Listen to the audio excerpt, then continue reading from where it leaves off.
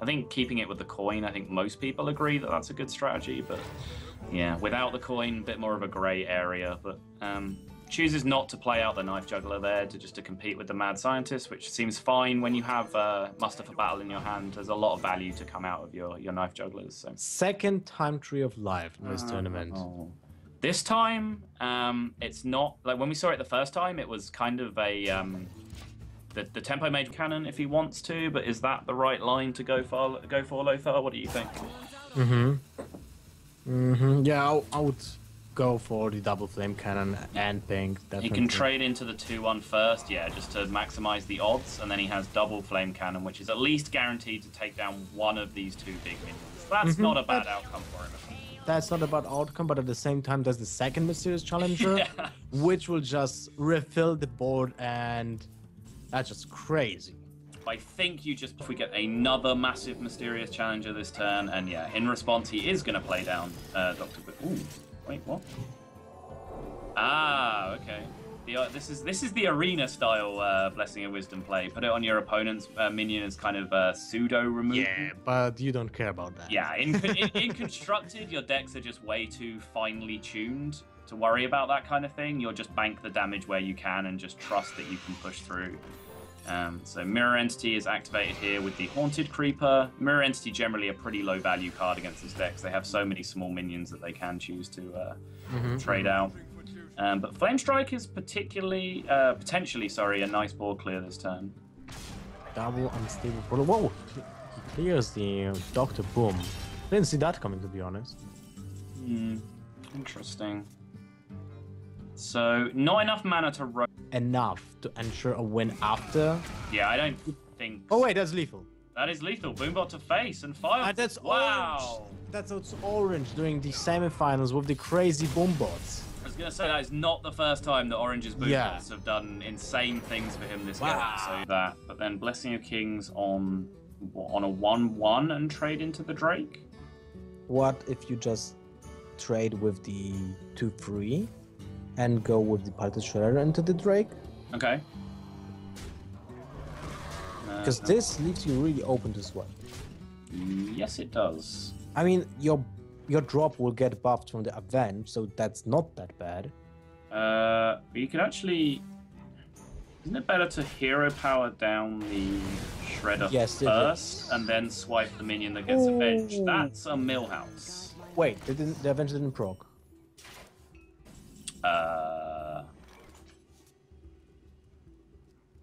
Proc. And if it's procced on a bomb, the bomb can be killed with the Rev.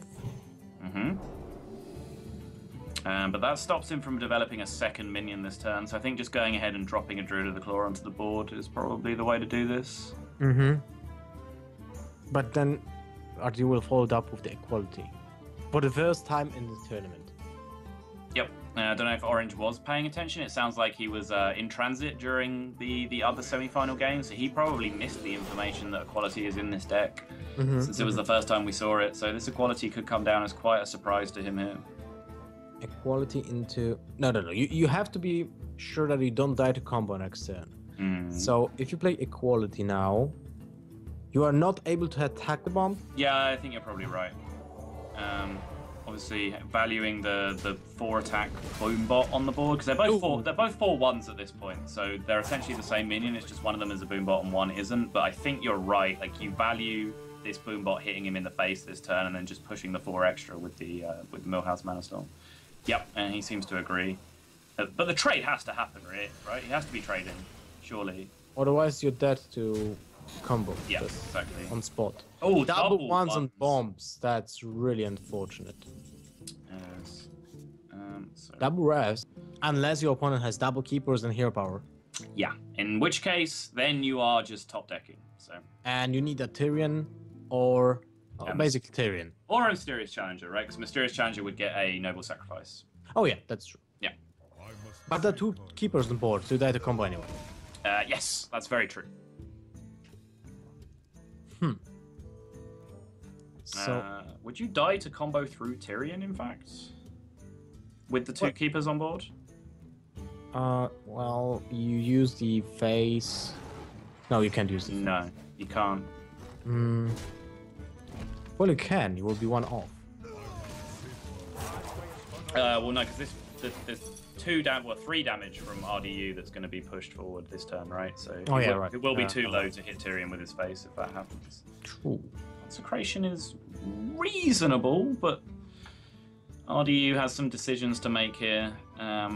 I think you have to play the Consecration this turn also. I think the Consecration definitely gets played. It's just a matter of whether you ever bother to trade with one of these minions. Nah. And I don't think you do, because just killing one of them doesn't play around the combo at all.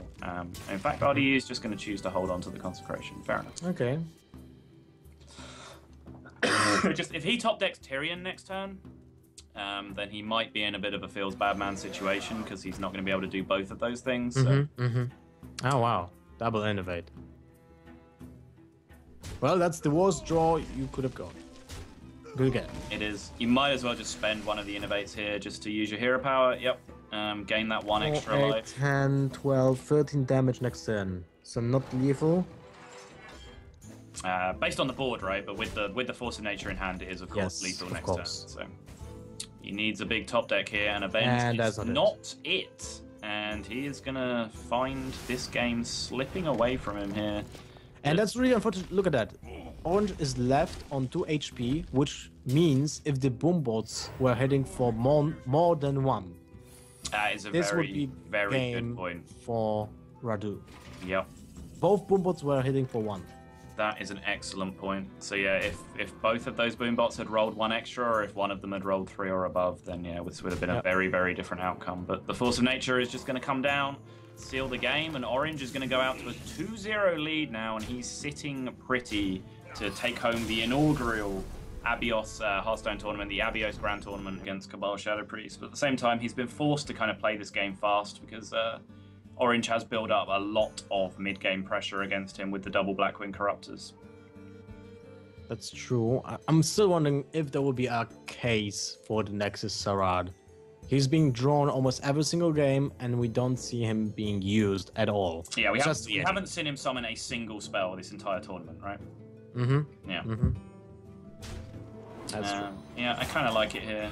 Yeah! Alright, finals time. Woohoo! Let's go. RNG. Alright, what are we going to get? Pyroblast. Pyroblast, okay. Just straight in there, straight for the gust. Oh! Unstable portal! Okay. RNG into RNG. We know all about Orange's unstable portals, right? So that is a pretty good pickup either. I don't think we've seen Light Bomb from Orange's Dragon Priest list so far. No, I don't think so. But yeah, this is the last turn that, like, from our perspective, we know this is the last turn he can get away with the Patron board, because any turn after this, it's just going to get answered with the Azure Drake Holy Nova. But he does choose to turn it down, and that pretty much looks like... Oh, God. Wow. Is that even good against Patron? I'm not exactly sure, but it creates more minions on board, and that's definitely a downside. Yeah. Wow, he's not going to trade with the 2-1 here. He goes for the Hogger. He's going to be aggressive. He's going to put down Hogger. He's going to put down the Wormrest Agent. This is basically a play to encourage the Warsong Patron because he has the perfect answer for it on the following turn. That's true. He's baiting out the Patron, the Warsong Patron. Yeah. And I'm sure that RDU will be aware of that. Wait. No, you... Patron. Of course, if he does that, he's then back to the waiting game a lot more heavily than he was previously, because he's now waiting for... He's kind of waiting for Emperor and the second Warsong Commander now. Yeah, that's true. But I think that was the play here anyway, right? So he's going to Whirlwind first, and then trade with the fresh Patron. Yeah, this is fine, because not like any attacks you make first, you don't get additional patrons anyway, because you would just leave a 1 health patron behind, so the ordering wasn't too important here. Yeah, you could have got yourself a big board of 1 health patrons if you'd have really wanted to, but honestly, like, what difference does it make, right? No difference at all. Or it doesn't. Yeah. So he's left with 2 Berserkers, 1 Patron, 1 Whirlwind, but no Warsong Commander and no Depth Spite.